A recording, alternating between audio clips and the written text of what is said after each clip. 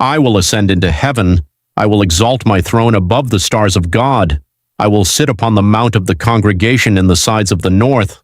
I will ascend above the heights of the clouds. I will be like the Most High.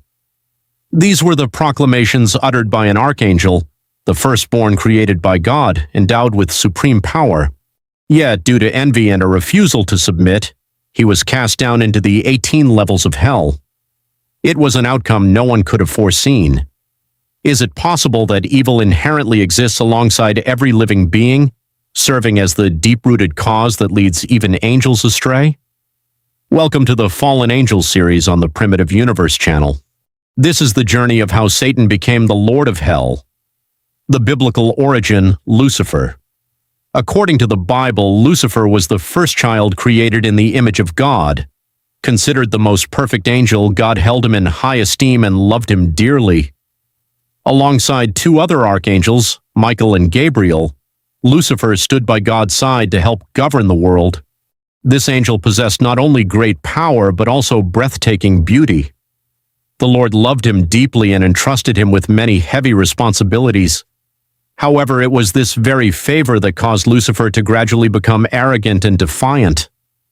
Deluded by his own importance, he began to feel that he was in no way inferior to God. He grew envious of the Creator, thirsting for his status and supreme authority. In Judaism, it is told that Lucifer became jealous of a mortal named Job, whom God had praised. Lucifer used deceitful words to persuade the Almighty to allow him to test, but in reality to torture, Job's physical body. He stripped this man of all his loved ones and possessions, plotting to make Job resent God through agonizing suffering. However, he failed. In the end, Job remained unshaken by Lucifer's evil trials. On another occasion, the Almighty spoke to the angels, declaring that at the world's end the Messiah would come to save humanity. He commanded that when that time came, Lucifer must submit to the Savior. However, fueled by his immense envy, Lucifer viewed this as a personal insult. Consequently, he led a rebellion against God, igniting a horrific war in heaven. Using his cunning and deceit, Lucifer seduced 1/3 of the angels, leading them to follow him and betray the Creator. The outcome of this battle between good and evil was inevitable. The rebel faction commanded by Lucifer was defeated. Archangel Michael, empowered by God and supported by the faithful angels, utterly crushed Lucifer's army. He and his conspirators were cast out of heaven and banished to hell, where he became the Lord of the Abyss. It was from this moment that he took the name Satan. Originally the most beautiful of all angels, he allowed his awareness of his own extreme intellect to drive him to reject the very idea of submission. He forgot that he himself was merely a creation fashioned by God. Tragically, many other angels blindly followed this madness. Satan is described as a being that is neither male nor female. However, he is most often depicted as a male with a powerful physique and a fierce, terrifying countenance. Complete with 2 sharp horns upon his head, Satan's roar is like that of a prowling lion, always lurking, waiting to swallow someone alive. Furthermore, he is a demon of profound cunning and malice, which is why the phrase diabolical schemes exists. This is Satan's greatest strength, his power of persuasion and his deceitful tactics, which allowed him to seduce many other angels into becoming his henchmen and continue to lure humans into wrongdoing. The Bible mentions the story of the first 2 humans on earth, Adam and Eva, who lived in the Garden of Eden. Yet, because a serpent tempted them into eating the forbidden fruit, they were banished to the mortal realm. That wicked, cunning serpent was none other than Satan in disguise. The embodiment of this devious craftiness is the number 666. People consider this a symbol of imperfection, the polar opposite of the number 7, the mark of God. God's numbers are often seen as perfect because there are 7 days in a week, 7 lamps of fire, and 7 spirits.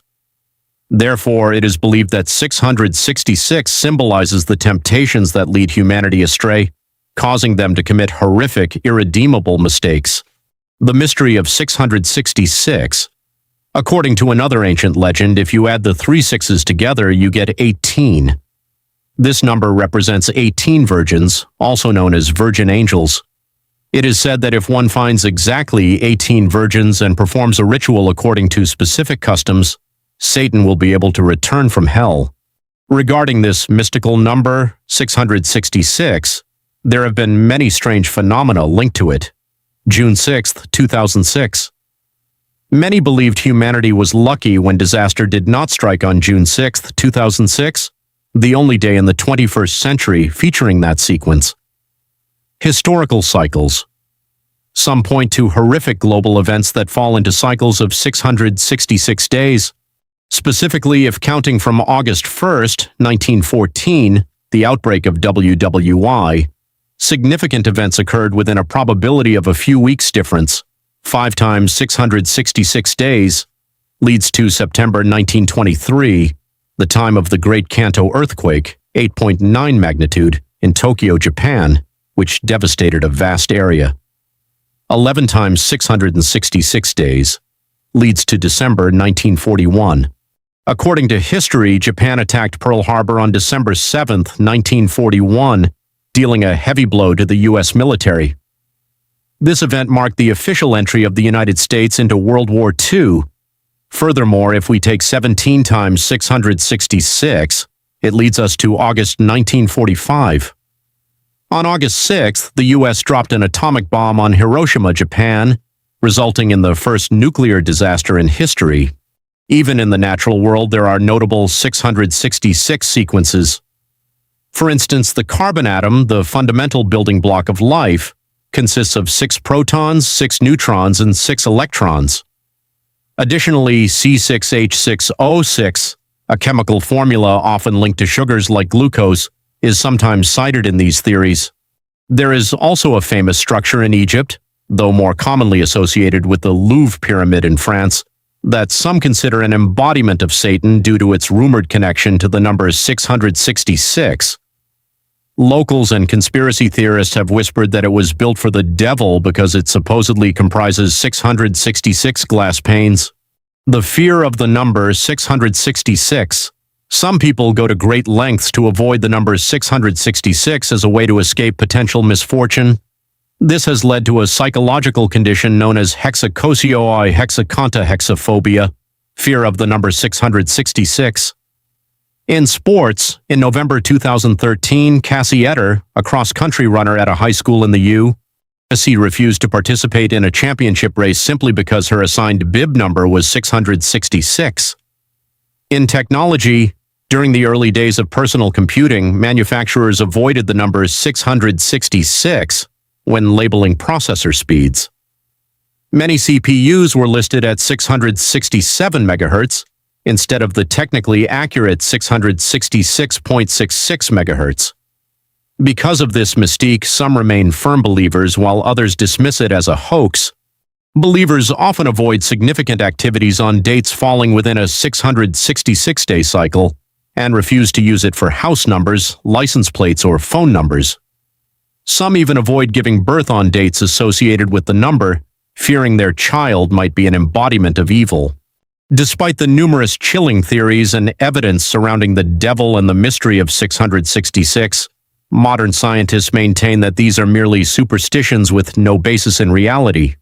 Regarding the number of the beast, Professor Philip Stevens, an associate professor of anthropology at the University at Buffalo, formerly of Phillips University, states that Revelation is a complex and cryptic book. Scholars have found many demons appearing in chapter 13 and various other chapters of this ancient text. Even the phrases referring to the devil in the book of Revelation mention many different types of demons, not just Satan alone.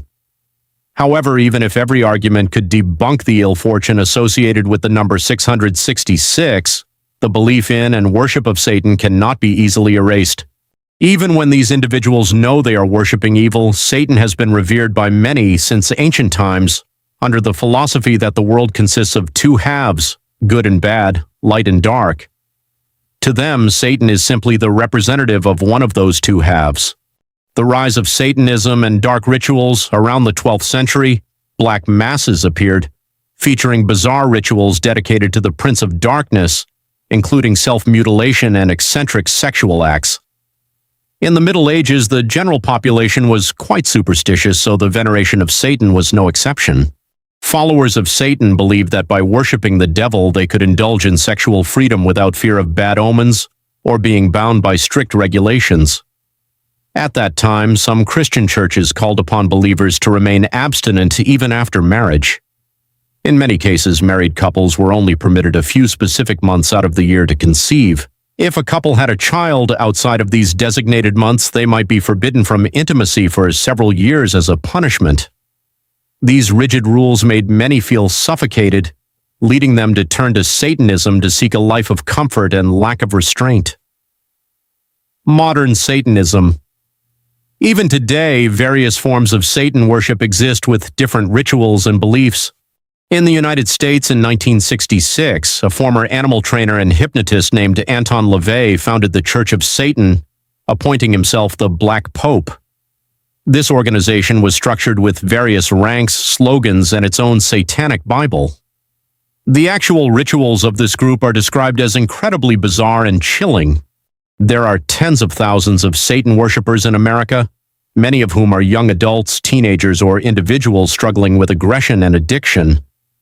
Some of these followers have even committed suicide to offer their souls to the devil, believing Satan would grant them great power in the world or the afterlife. To achieve this dark power, they have also sacrificed the souls of others or animals to the demon king. Many who worship Satan argue that their Lord is not necessarily purely evil or cruel. They argue that, according to the Christian Bible, God killed millions of people. For instance, in the Great Flood, except for Noah's family, all of humanity was wiped out. The entire cities of Sodom and Gomorrah were also destroyed because God deemed their inhabitants too sinful. To lead the Israelites out of Egypt, God did not hesitate to bring 10 plagues upon the land, including the killing of every firstborn Egyptian male. Meanwhile, they claim Satan does not kill many. He merely tempts people to act upon the evil that already exists within them. For a small group, worshiping Satan does not mean worshiping evil or violence, but rather honoring a philosophy of shedding social disciplines and restrictive rules to live truthfully to one's own ego and desires. It is the concept that greed and wickedness are parts of human nature and do not need to be shackled, especially physical urges. However, the majority of Satan worshippers understand they are venerating evil and sin, yet they do not hesitate to practice it regularly. Many tragedies have occurred due to the morbid psyche of modern people who find pleasure in sin. Chilling real-world incidents. France. About 10 years ago, in a southern province of France, a group of students wearing satanic symbols, the number 666 and inverted crosses, desecrated a grave. They dug up a coffin, danced around it, and drove a cross into the heart of the corpse, all while joyfully taking photographs. When arrested, they identified themselves as followers of Satanism. Germany, late 2011. In the town of Witten, a young couple murdered their close friend during a ritual sacrifice to Satan at their home. Afterward, they tattooed demonic symbols onto the victim's body and drank his blood. The two killers told police they were merely performing a soul-offering ritual to the one they considered their master. They claimed the friend was chosen for sacrifice because he was humorous and would serve their master well. The wife even claimed they were vampires and had to drink blood, stating she had already signed a contract selling her soul to Satan. The idea of selling one's soul to the devil in exchange for success is a concept that has existed for a very long time. Not long after the Church of Satan was established, Anton LaVey's Bible also stated, "When you serve Satan, you will become immortal. In the next life, you will rule the world and conquer all people." One of the most famous cases entangled in such rumors is Niccolò Paganini. Exposed to music from a very young age, Niccolò began learning the violin at age 7, and by 11 he was performing solo. By the time he turned 13, he had become a master of the violin. At age 19, he began composing and playing the guitar, and by 23, he had written famous compositions for the fiddle. By age 27, his performances completely mesmerized audiences. However, while at the peak of his fame, the renowned musician lost his lower teeth, his skin grew increasingly pale, and he developed a preference for wearing only black clothing. From then on, many grew suspicious, and rumors swirled that he had sold his soul to the devil to achieve success and fame. Demonic possession and modern psychiatry. Satan is believed to not only control and demand submission from humans, but also to possess them, turning them into wicked individuals. In the Bible, Satan is often cited as the cause of mental illness and the root of murders. This is referred to as demonic possession. To address this confusing logic, an American psychiatrist spent 25 years helping clergy distinguish between cases of mental health syndromes and cases that have no explanation other than possession. Dr. Richard Gallagher, a psychiatrist and professor of clinical psychiatry at New York Medical College, has years of experience researching possession and exorcism, having interacted with many unique victims. In the late 1980s, Gallagher met a woman who identified herself as a high priestess of Satan. This woman called herself a witch, wore dark clothing with heavy eyeliner, and claimed to be the Queen of Satan. As a scientist and historian with years of research and practice at Princeton and Columbia, Gallagher was asked by a Catholic priest to determine if this woman was suffering from a psychiatric syndrome. This was during a period when the Satanic cult movement was surging across the United States, and many individuals were being arrested and prosecuted for using satanic rituals as a cover for criminal activities. Thus, Gallagher was initially quite skeptical. However, the woman's behavior exceeded Gallagher's professional medical knowledge.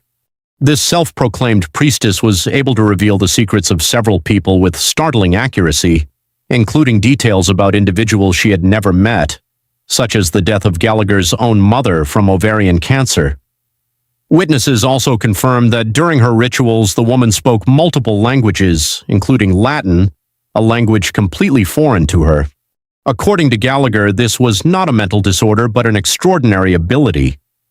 For 25 years, Gallagher guided hundreds of priests on how to distinguish the signs of complex psychiatric illnesses from the reality of demonic possession.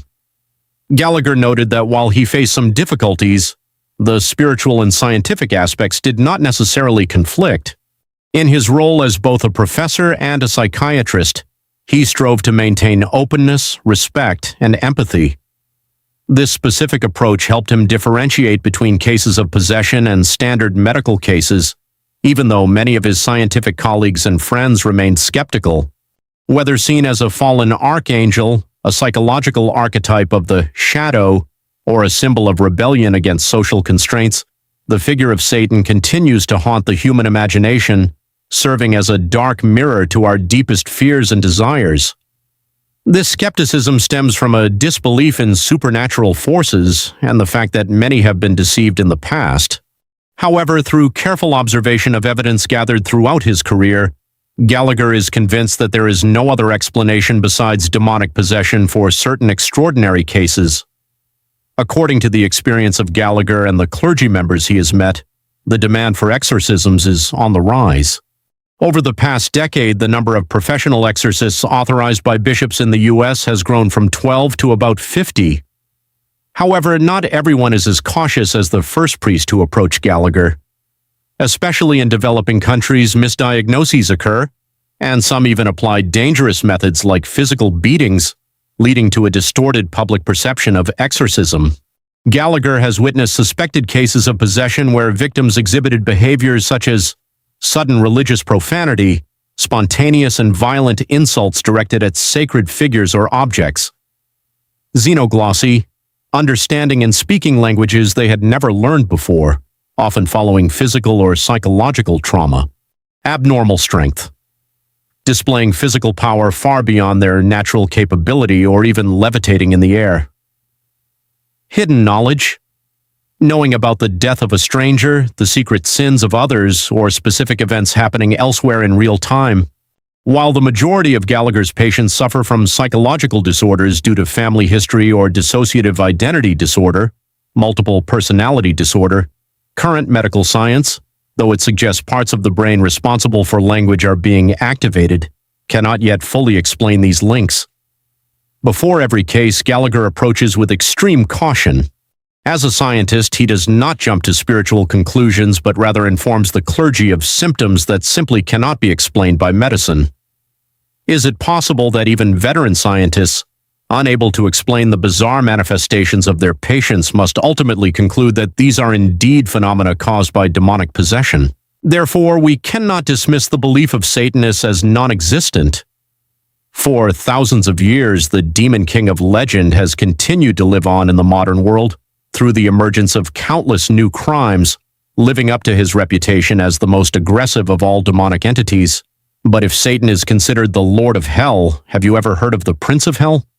This is one of the demons mentioned in the book of Revelation alongside Satan, and is even considered to be on equal footing with the demon king, Beelzebub. First, let us return to the war between heaven and hell. When Lucifer grew resentful of God's love for humanity and incited the other angels to rebel, one of the first two seraphim to fall and side with Lucifer was Beelzebub. Prior to his fall, Beelzebub held a high-ranking position in heaven as an angel responsible for advising God. Yet it was Beelzebub who joined Lucifer in rallying the celestial host to oppose the very faith God had placed in them.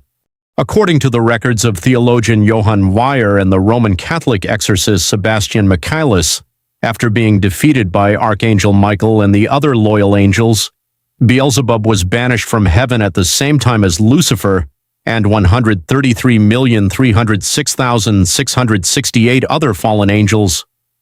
In hell, Beelzebub continued to serve as a high commander under Lucifer, now Satan, leading his own army of demons. Since then, he has become one of the most terrifying figures ever recorded in the field of demonology. Although he is not associated with an unlucky number like Satan, he commands an exceptionally fierce army. The Dictionary Infernal describes Beelzebub with the ability to fly, and his name literally translates to Lord of the Flies. According to the Greek transliteration of the original Hebrew word, this prince of hell can transform into the form of a fly, creating spreading plagues that claim the lives of many innocent people.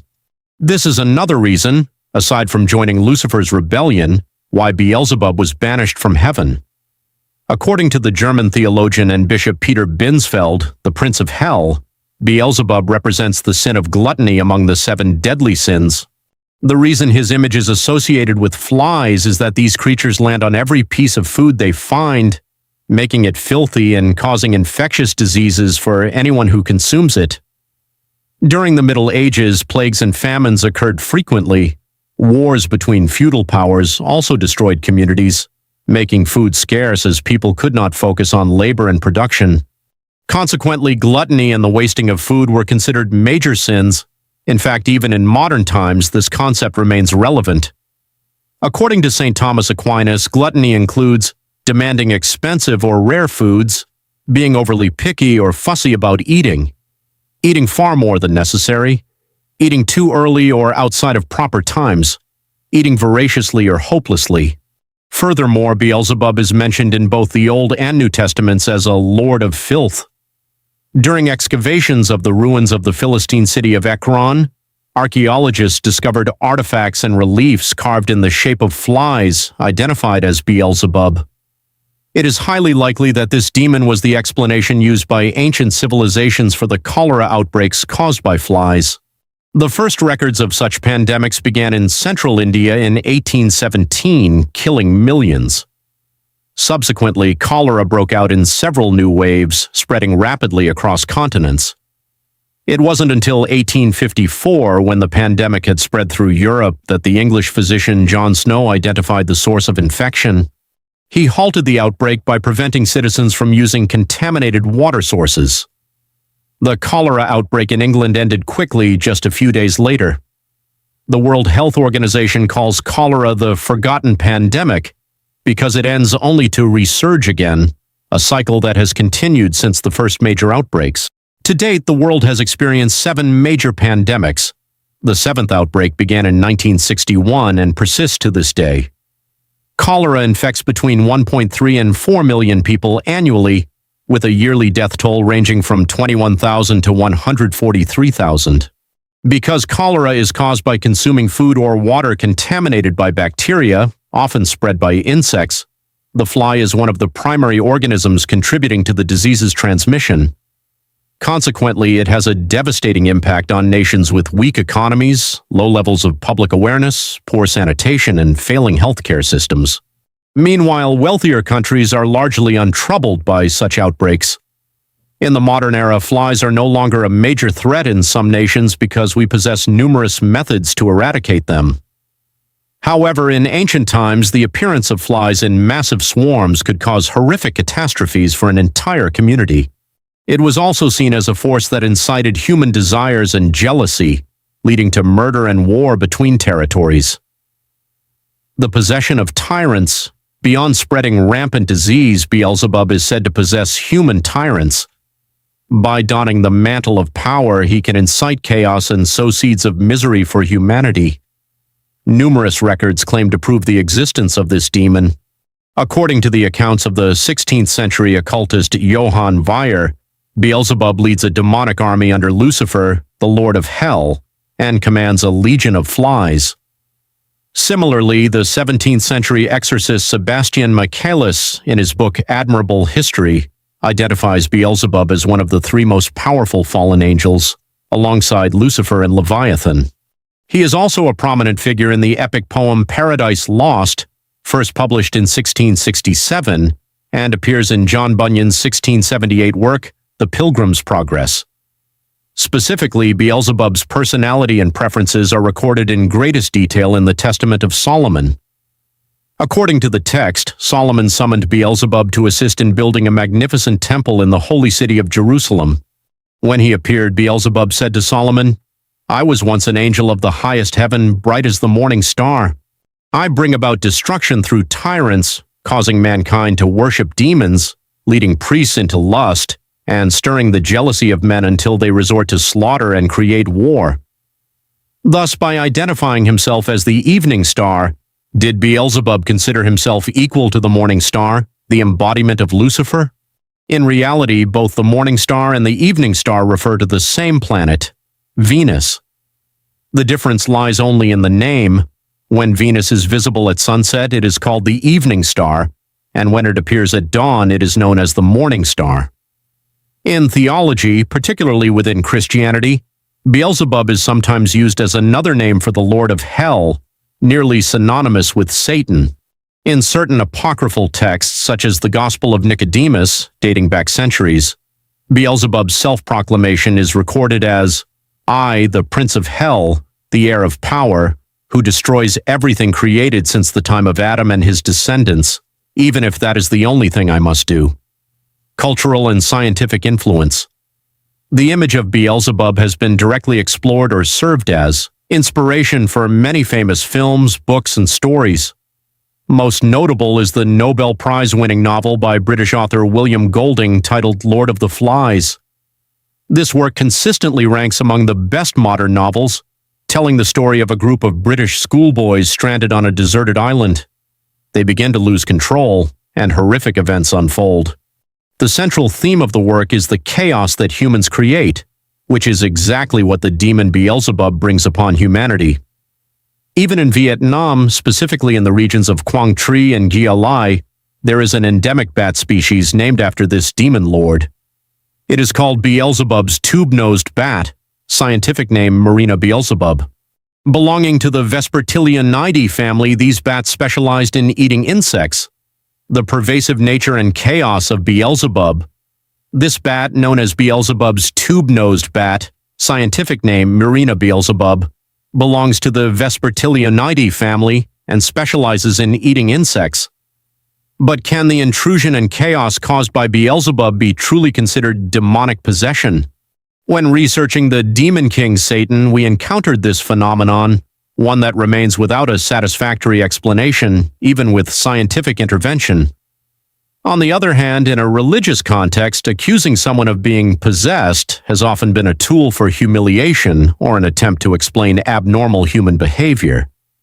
Beelzebub is no exception to this. Not only did the Pharisees once slander Jesus, claiming he used the power of Beelzebub, the prince of hell, to cast out demons, but many others throughout history have attributed unusual events to his possession. Beelzebub has appeared in numerous famous possession cases, such as that of Sister Madeleine de Demondolgue de la Palude in Aix-en-Provence in 1611, who was said to have a close connection to him. Beelzebub also had a significant influence on the Salem witch trials in Massachusetts, where his name was repeatedly invoked during the proceedings. Furthermore, Beelzebub is seen as the catalyst for the cruelty displayed by tyrants, cementing his place as a primary symbol of worship for certain cults since ancient times. His name first appeared in the records of the Philistines in the city of Ekron, where he was revered as a god before being recontextualized as a terrifying demon in Abrahamic religions. Long ago, some suggested that this name had a special connection to the god Baal, worshipped by the Philistines, and a sect related to flies, where flies were treated like pets and fed. This appeared in the Hellenistic world, a period of ancient Greek history around 507 BC.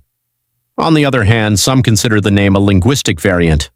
It is not uncommon to find the name displayed as Baal-zebul, meaning Lord of the Heavenly Dwelling, referring to a lord of those who fly in the sky and heavens. In this sense, Beelzebub, Lord of the Flies, might actually be a derogatory pun. This was a deliberate insult used by the Israelites. Specifically in Judaism, the name Beelzebub is found in the Book of Kings. King Ahaziah of Israel, who had been severely injured, sent messengers to consult Beelzebub, the Philistine god of Ekron, to ask whether he would recover from his injuries. The prophet Elijah criticized the king, declaring that Ahaziah would die because he sought answers from the god Beelzebub instead of the Lord. Jewish literature equates Beelzebub with the Lord of the Flies. The term used here was a mockery of this deity's cult, which ancient Jews regarded as superstitious worship. Jewish scholars explain that calling him the Lord of the Flies was a way to label the god as a heap of dung, while simultaneously comparing his followers to flies. Abaddon, the angel of death. If Beelzebub is considered the leader of the army that brought the cholera pandemic to humanity, are there other plagues linked to fallen angels? The answer is yes. In fact, such forces were present in the 10 plagues of ancient Egypt that we often speak of. More importantly, who possessed the power to lead such an army? Let us look toward Abaddon, the angel of death. When we think of biblical antagonists, it is easy to think of Satan, the eternal enemy of God and the primary representative of evil in Christianity. However, there exists another entity in the Bible that some consider to be just as formidable as Satan, if not more so. They call him Abaddon.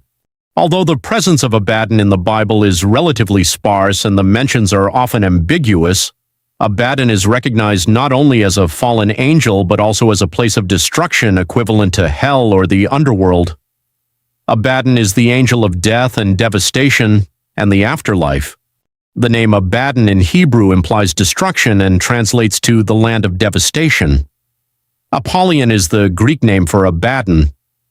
In the dark arts, Abaddon is often equated with Satan and Samael. His name is frequently found within dark incantations. Abaddon holds the 7th position among the princes of hell, corresponding to the Erinyes, the Furies, in Greek mythology, the bringers of calamity, discord, war, and destruction. Unlike the story of Satan's rebellion in the celestial courts, there are countless records and legends surrounding Abaddon's birth and existence. In several translations, the name Abaddon is defined as the angel of death, though the root meaning remains the destroyer or destruction itself. Abaddon is spoken of in reference to death as a living entity, contrasting with the interpretation found in many books where Abaddon is merely a geographical location. Not only the Bible, but also the Torah, the first 5 books of the Hebrew Bible, describe how Satan constantly seeks to destroy the creations of God. In this context, Satan acts as the primary antagonist of God, while Abaddon is the one who brings plagues up from hell to sow further calamity among mankind. There is, however, a highly controversial theory regarding the identity of Apollyon, that Abaddon is not a character at all, but merely the name of a location. According to some biblical interpretations, Abaddon was originally a place rather than an angel or a cosmic entity. In the records of Jewish rabbis and the Old Testament, Abaddon is simply a place of destruction or the name of a region in Gehenna. Some believe it refers to a bottomless abyss used to describe hell. This would mean that Satan is the true ruler of hell, and Abaddon is simply the name of the kingdom where he reigns. Supporting arguments for this can be found in the Book of Job, where Abaddon is described as a furnace of eternal fire. Additionally, the Psalms describe how the kindness of men is proclaimed in the grave, but there is no room for faithfulness in Abaddon, meaning the afterlife.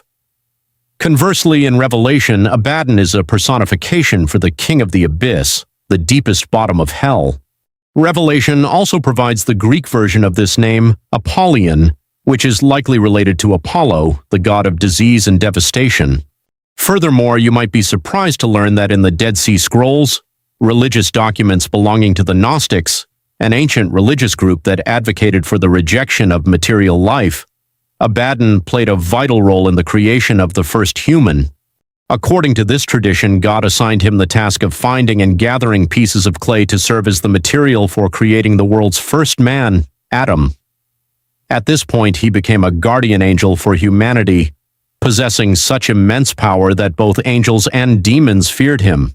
Furthermore, it is said that Abaddon himself escorted the souls to the Valley of Josaphat, the site where God will deliver the final judgment upon mankind. However, due to the similarities between Abaddon's role and that of Satan, many people conflate the two figures into one. Regardless of his official title, Abaddon remains an incredibly terrifying figure in the Bible, primarily appearing to torture and torment humanity. Yet there is always a merciful God, ready to forgive even the most horrific sins. Just like with Satan, this serves as a way to balance the world. From a Christian perspective, both good and evil must coexist in life. Despite performing the functions of a destroyer in service to the divine, it was his very love for killing that ultimately led to him being banished from heaven to hell. In the book of Revelation, St. John envisioned the day of the Lord, also known as the Apocalypse. In this book, John describes how the fallen angels will be released to bring the most horrific suffering and punishment to the earth. A passage in the book mentions that at the sound of the fifth trumpet, Abaddon, the leader of the fallen angels, will descend upon the mortal realm. According to church interpretations, he comes to unleash God's wrath upon humanity. Specifically, John's revelation describes how Abaddon leads a swarm of locusts against mankind. These are understood to be specialized demons, named after a star that fell to earth, opening the bottomless pit. From the mouth of the abyss emerges an army that is a hybrid between horses and locusts. Abaddon is known as the king of this army because he wields the power of Satan. Thus, the demon Abaddon is also known by another name, the king of locusts. These demons possess a terrifying form. With the teeth of lions and the tails of scorpions, they swarm across the earth, tormenting and destroying anyone who has not been baptized. The book of Revelation states, "And they, the angels, were commanded that they should not hurt the grass of the earth, neither any green thing, but only those men which have not the seal of God in their foreheads." The records add that Abaddon and his subordinate angels are not granted the power to kill humanity, but only to torture them for 5 months. During those days, men will seek death but will never find it. Only when the appointed time comes will their wish be granted. With his might and authority, Abaddon inflicts incredibly cruel punishments upon mankind, as his primary mission is to oversee the destruction of the earth. Even within the Bible, there are records of the 10 plagues that God cast upon the world. How do these connect to the existence of Abaddon or the king of locusts? According to the Old Testament, more than 3,000 years ago, after a period of prosperity in the land of Egypt, the Israelites were enslaved by the government, leading to a life of extreme misery. To rescue them and fulfill his promise to their ancestors, God sent Moses, a Hebrew raised in the Egyptian royal palace, to lead his people back home. Along with messengers of the Hebrews, Moses requested that the Pharaoh allow the Israelites to leave Egypt, but the king adamantly refused. It was only after enduring the horror of the 10 plagues sent by God that Pharaoh finally let them go. The plague of locusts was one of those 10 calamities. According to the Bible, God caused locusts to cover the entire surface of the land. These demons devoured every agricultural product, plunging the inhabitants into a horrific famine. Scientific research has provided a basis for the plague of locusts in ancient Egypt recorded in the Bible.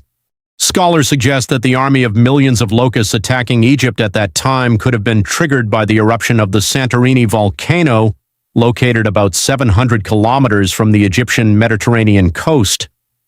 Could this be how they appeared, paralleling the story of Abaddon bringing locusts to Earth? Around 1600 BC, this mountain exploded violently, spewing a massive amount of lava and ash that blanketed a vast region. These environmental impacts caused swarms of locusts, which originally inhabited the area around the Red Sea, to congregate in Egypt. They moved at terrifying speeds, aided by desert winds. These were short-horned locusts, capable of changing color and behavior when their population density became high. Coupled with an extremely fast reproduction rate, their presence reached up to 200 insects per square meter of cultivated land every day. They can double their body weight in a short time, effectively turning a bustling kingdom into a barren wasteland. And it doesn't stop there. This lineage of locusts possesses an incredibly strange capability. Experts remain puzzled as to how, approximately 3 to 5 million years ago, they managed to cross the Atlantic Ocean from Africa to reach the Americas. Given that each insect weighs on average only between 0.2 and 7 grams, the nutritional reserves in a single locust should not have been enough to sustain such an immense journey. However, recent studies have shown that locusts possess highly developed muscular systems, allowing them to leap nearly 1 meter in a single bound.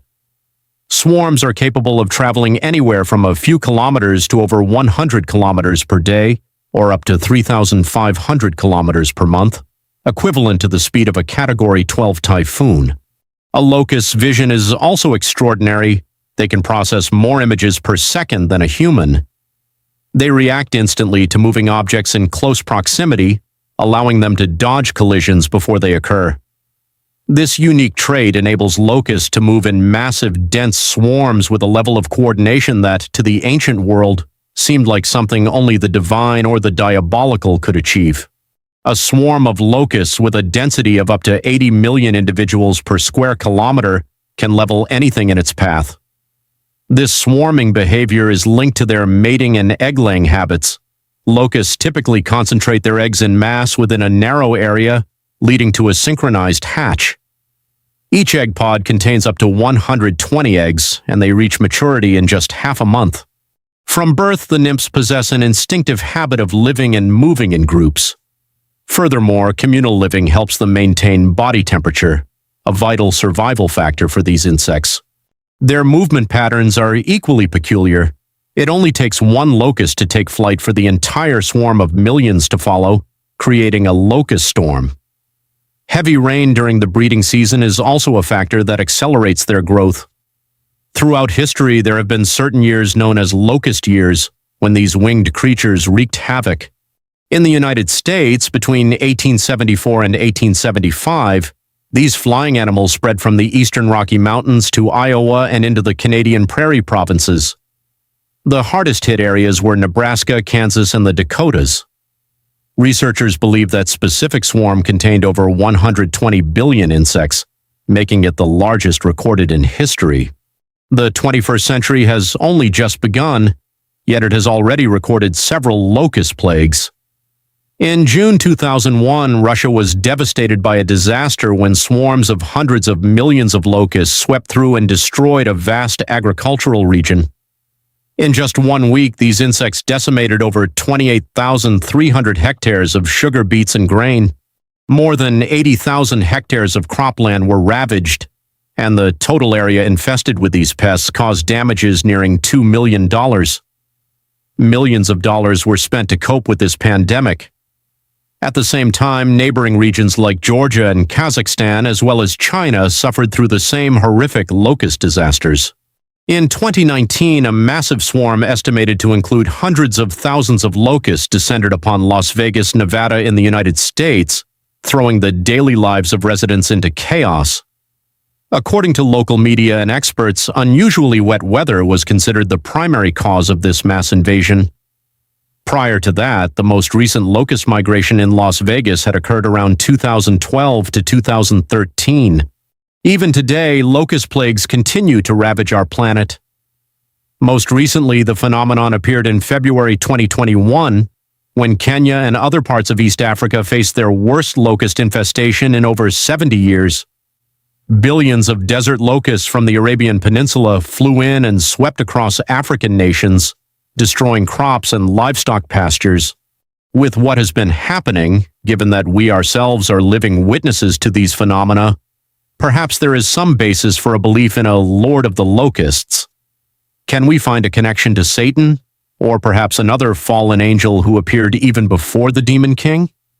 Take, for example, Belial, a demon said to be even more powerful than Satan. As a mighty and influential king, Belial was created immediately after Lucifer. According to the records in the Goetia, he is sometimes considered to be Satan himself, or the adversary of God. Belial grants magical powers to witches and appears in the form of a beautiful angel riding in a chariot of fire. Speaking with a pleasant and approachable voice, Belial was once known as Haniel, tasked with distributing senatorial ranks and garnering the favor of friends and enemies alike. Following the fall of the angels, Belial rebelled against God in heaven, eventually becoming one of the 7 princes of hell alongside Beelzebub, serving under the demon king Satan. Furthermore, Belial is the demon of lies, capable of inciting any manner of sin.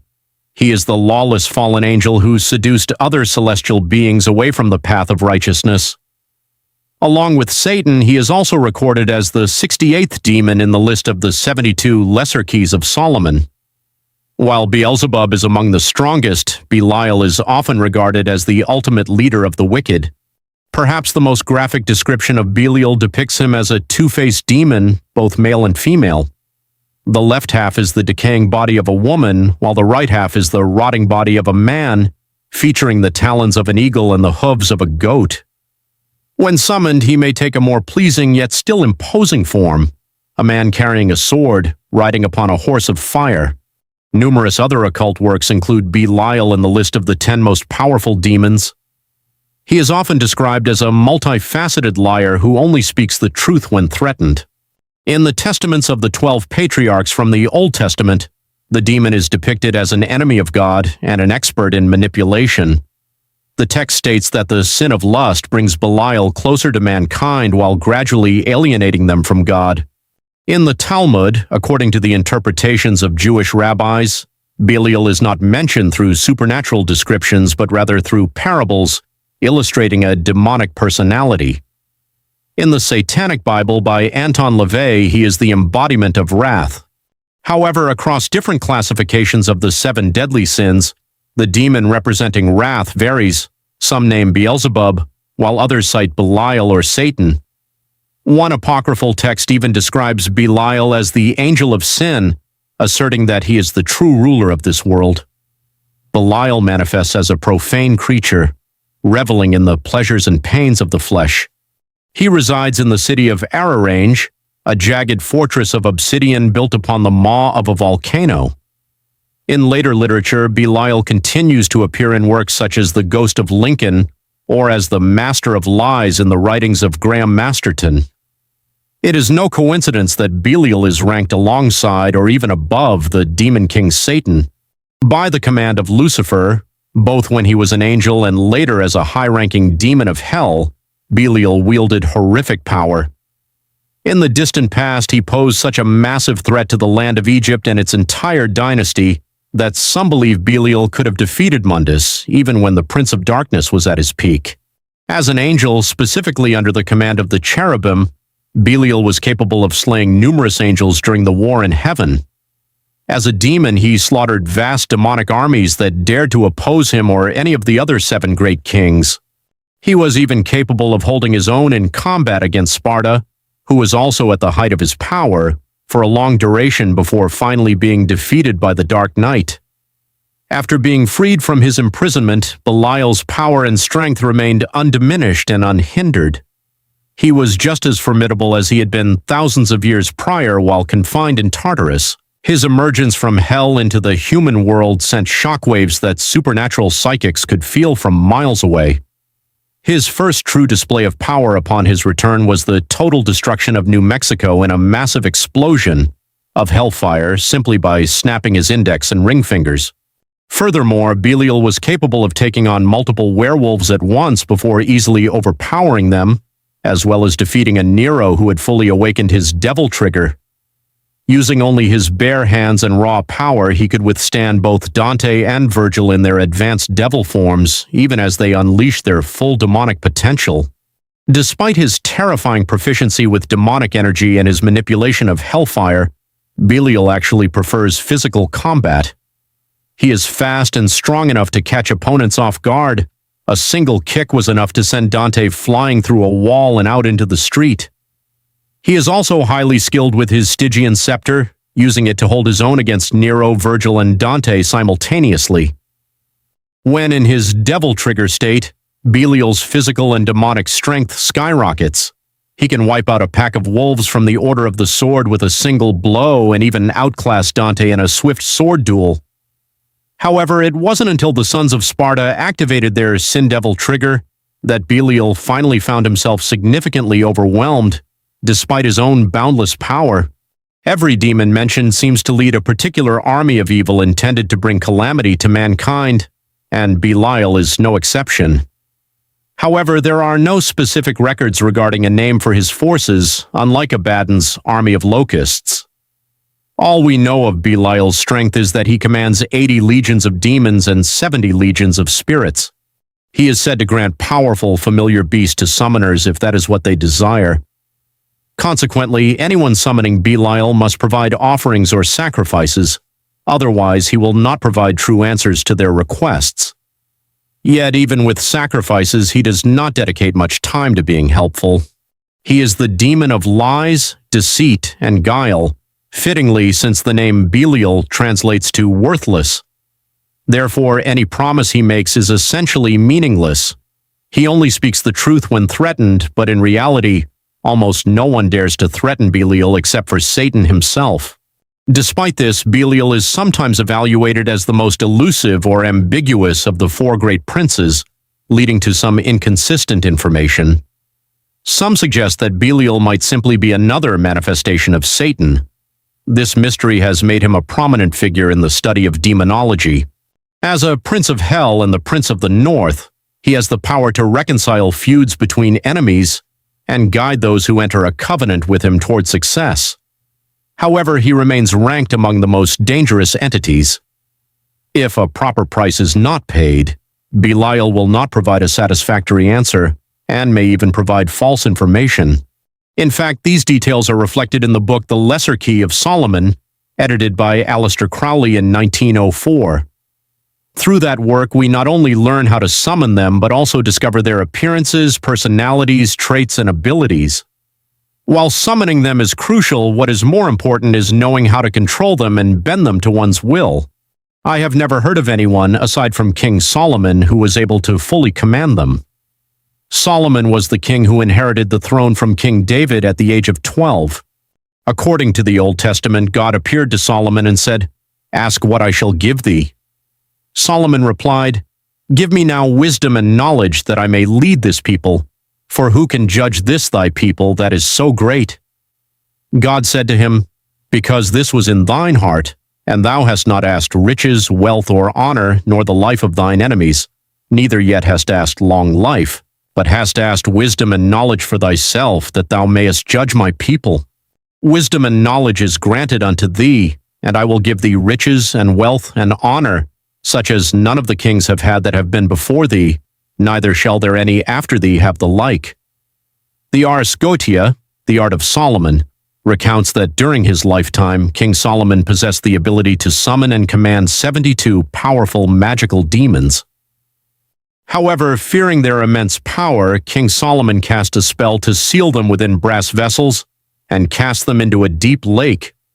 When the Babylonians discovered these containers, they believed they held hidden treasure and broke them open, accidentally releasing the 72 demons along with their legions. Legend has it, these demons returned to their former abodes with the sole exception of Belial, who remained in the human world. Belial symbolizes the satisfaction of the corrupt, the godless, the cultists, and the fanatics. In the Hebrew Bible, the term Belial signifies worthless. Traditional etymology understands it as without value. In the Old Testament, the name is used to describe a specific group of people, the sons of Belial, meaning individuals who are useless and fanatical. While it is often said that Satan is the Lord of Hell, for a time Belial was considered the one in charge. In demonology, he is one of the most prominent demons serving under Satan. On the other hand, Belial is the prince of virtue, in a corrupted sense, and governs the element of earth, presiding over carnal pleasures, debauchery, immorality, licentiousness, and rebellion. Belial is a provider of oratory and philosophy. If you have ever seen Infinity War, some theories suggest Belial is much like Thanos in his role as an embodiment. He often spreads propaganda and manipulates others to join Satan's cause or serve him directly. The elements and powers associated with Belial are earth and water, his strength. And according to the interpretations of Jewish rabbis, Belial is not mentioned with supernatural descriptions, but rather in parables that personify demonic nature. The phrase sons of Belial from the Pentateuch, Torah, continues to be used to this day. Edgar Casey, a Christian researcher known as the Sleeping Prophet, utilized the term sons of Belial during a trance session in 1937. In the 15th century, a nobleman named Gilles de Rais attempted to summon Belial by using the body parts of his murder victims, numbering in the hundreds, as sacrifices. He was eventually accused of being a mass murderer and sentenced to death. Ultimately, no matter how conniving or cruel these demons may be, before being banished from heaven, they were all angels who served by God's side and were deeply loved by him. Yet, due to envy and following the temptations of the dark side, they were exiled to hell.